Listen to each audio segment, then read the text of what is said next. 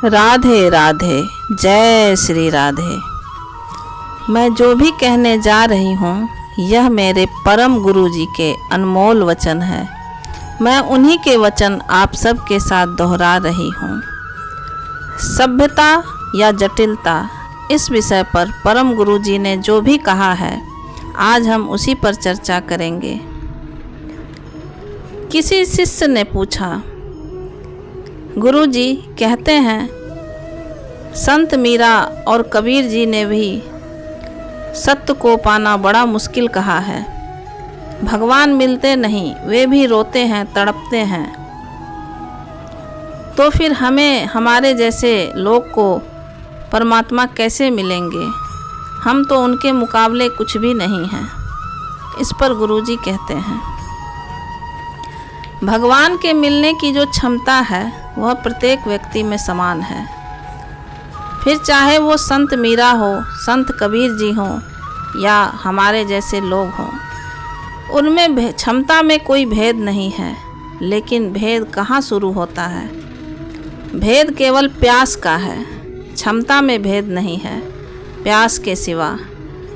अगर वह प्यास हम में गहरी हो जाए तो हमारे जैसे लोग भी संत मीरा और संत कबीर हो जाएंगे।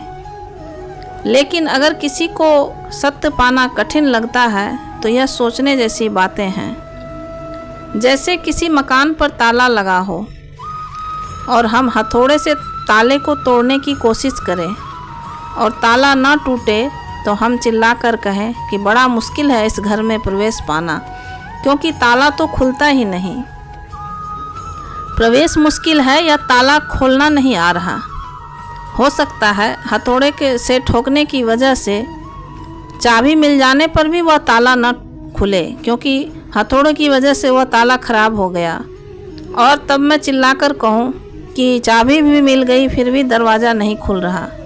हम में से अधिक लोग सत्य के दरवाजे पर लगे ताले के साथ यही दुर्व्यवहार करते हैं और फिर सारी गड़बड़ शुरू हो जाती है।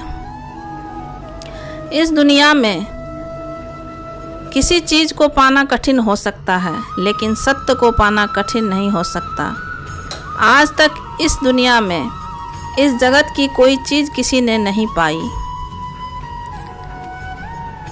जगत को पाना, जगत की चीज़ों को पाना असंभव है। हाँ, भ्रम हो सकता है, हमें लग सकता है कि हमने ये चीज़ें पाई, वो चीज़ें पाई, लेकिन जगत की चीज़ें पाना असंभव है, क्योंकि मौत सारे भ्रम तोड़ देती है। जिन जिन चीज़ों को हमें लगता है हमने पाया, मौत आने पर सारे भ्रम टूट जाते हैं। तब हमें पता चलता है कि हमने कुछ भी नहीं पाया था। जिस धन को पाया था, जिस राज्य को पा लिया था सिकंदर ने, नेपोलियन ने, मौत ने बता दिया कि कुछ भी नहीं पाया था। मौत सब छीन लेती है। तो सत्य को पाना आसान हो सकता है, इस जगत की चीज़ों को नहीं। संसार को पाना असंभव है। भगवान को पाना बिल्कुल संभव है, एकदम सरल है, कठिन बिल्कुल नहीं है। और आज तक जब भी किसी ने पाया तो सिर्फ सत्य को पाया, सिर्फ भगवान को पाया, और यहाँ कुछ पाने जैसा है भी नहीं और पाया भी नहीं जा सकता। एक साधु थे, वह 90 वर्ष तक पृथ्वी पर रहे। जीवन भर उनके पास सैकड़ों लोगों ने आकर कहा कि आप हमें अपना शिष्य बना लें, लेकिन वह साधु कहते, बना तो लूँ, लेकिन आप अभी अपात्र हैं, अभी आप पात्र हुए नहीं हैं। ऐसे बहुत से लोग आए, सभी को उन्होंने अपात्र कहा। उनके अपात्र कहने के कारण से लोग उनमें और भी ज़्यादा उत्सुक हो गए थे। वह अद्भुत साधु थे, बहुत शांत प्रतीत होते थे, बहुत आनंद को उपलब्ध हुए प्रतीत होते थे। लोग उनके पास आते, उनको ढूंढते हुए पहाड़ी की चोटी पर, और उनसे कहते कि हमें अपना शिष्य बना लो। लेकिन वह साधु के यही बात दोहराते, बना तो लूँ, लेकिन अभी आप अपात्र हैं। कोई पात्र आए तो उनको बनाऊं। जिंदगी भर कोई पात्र नहीं आया, क्योंकि पात्र उन्होंने किसी को माना नहीं। अब उनके मरने के समय आ गए। मरने के 3 दिन पहले उनके पास एक युवक आकर ठहरा हुआ था। उस साधु ने उस युवक से कहा, देखो मैं 3 दिन बाद अपने प्राण छोड़ दूंगा।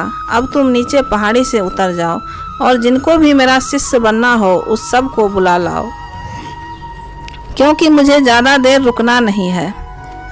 तो उस युवक ने कहा, मैं किसको लाऊंगा, क्योंकि वह जानता था कि यहाँ हर एक अपात्र है। तो उस युवक ने कहा, मैं किसको लाऊंगा, पात्र खोजना मेरे बस की बात नहीं है। उस साधु ने कहा, किसी को भी लिवा लाना, जो भी आना चाहे। वह नीचे गया। उसने गांव में जाकर लोगों से कहा कि अब वह साधु शिष्य बनाने को तैयार है, जिसको भी चलना हो मेरे साथ चलो। तो कुछ 10-15 लोग जो बिल्कुल ही खाली थे, फुर्सत में थे, जिनके पास कोई काम नहीं था, जो एक तरह से ज़िंदगी से बेकार हो चुके लोग थे, वे सब वहाँ आए। किसी की नौकरी नहीं थी, कोई रिटायर हो गया था, कोई यूं ही बेकार पड़ा हुआ था। वे 10-15 लोग इकट्ठे हो गए और वे बड़े हैरान हुए। उन्होंने उस युवक से पूछा, क्या वो हमारे जैसे लोगों को अपना शिष्य बनाएंगे? बड़े बड़े साधु लोग वहाँ आए, सबको इनकार कर दिया गया, पर क्या वो हमारे जैसों को अपना शिष्य बनाएंगे? खैर उस युवक ने कहा, चलो मेरे साथ। वो 10-15 लोगों को उस साधु के पास ले आए। साधु ने कहा, मैं सबको अपना शिष्य बनाऊंगा, लेकिन पहले एक इंटरव्यू लूँगा 1 मिनट का। अब वह युवक जो उसे लाया था, उसने सोचा मेरी सारी मेहनत बेकार गई। यूं ही हम नीचे गए और इससे लेकर आए। ये 15 के 15 तो इंटरव्यू देने लायक बिल्कुल नहीं है, क्योंकि रास्ते भर वे एक बार भी भगवान की चर्चा न की, लड़ाई झगड़े करते रहे, इधर उधर जमाने भर की बातें की, पर आत्मा परमात्मा की बातें उस 15 में से किसी ने एक बार भी नहीं कही। लेकिन अब ले ही आया था तो अब क्या किया जा सकता था। साधु ने उस युवक को कहा, तुम बैठे रहो और मुझे बताना कि इनमें से कौन पात्र है। उस युवक को वहाँ बिठा लिया और एक एक को पूछा कि आप भगवान को क्यों पाना चाहते हैं। तो उसमें से सब ने कहा, मेरे पास कोई काम नहीं है, सब काम हम कर चुके हैं, अब बिल्कुल ही बेकाम है, तो सोचे भगवान को ही पाऊं। तो उस युवक से पूछा, क्या यह सब पात्र है? उस युवक ने अपना सिर नीचे कर लिया। यह क्या पात्र हैं जिनको भगवान एक बेकार फुर्सत की चीज़ें लगते हैं, जिसे कोई काम नहीं है, कोई नौकरी नहीं है, खाली समय है, तो सोचा चलो भगवान को ढूंढ लें। ये सब तो पात्र हो ही नहीं सकते। इस तरह वो सबसे सवाल पूछते गए। युवक तो अब परेशान हो गया और उसे लग रहा था कि हमने बेकार मेहनत की, इंटरव्यू ही लेना था तो पहले कह देते, हम ढूंढ के ढंग के किसी व्यक्ति को लाते। आखिर उस युवक ने कहा कि बोलो, अब आप किसको शिष्य बनाना चाहेंगे? इनमें से तो कोई योग्य नहीं है, मैं आपसे कह दूं। लेकिन उस साधु ने कहा, मैं इन सब को अपना शिष्य बना रहा हूँ। अब वह युवक हैरान हो गया।